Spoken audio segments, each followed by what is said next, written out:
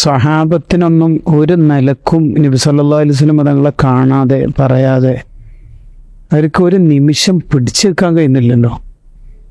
സൗബാൻ റളിയല്ലാഹു അൻഹുവിനോട് നബി സല്ലല്ലാഹു അലൈഹി വസല്ലം തങ്ങൾ ചോദിക്കുന്നുണ്ടല്ലോ, മാബിക്കയാ സൗബാൻ, എന്തു പറ്റി മോനെ, എന്തോ രോഗമുണ്ടെന്ന് തോന്നല്ലോ, അബിക്ക മർലുൻ, രോഗമുണ്ടോ? ഉണ്ട് നബി. എന്ത്? ദനീഫ്, പ്രേമരോഗം. അതെന്ത് രോഗം?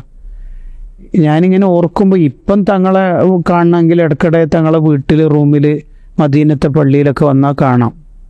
പക്ഷെ എൻ്റെ ഒരു ഓർമ്മ അതല്ല, എൻ്റെ ഒരു ടെൻഷനും അതല്ല. തങ്ങൾ വഫാത്താവും, അലാ ഇല്ലിയിലെ സ്വർഗത്തിലെ ഏറ്റവും വലിയ പോസ്റ്റിൽ തങ്ങളെത്തും.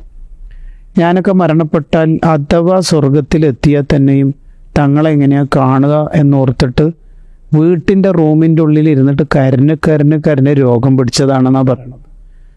ഈ ചരിത്രത്തിൻ്റെ ഒരു ആലോചന നോക്കൂ.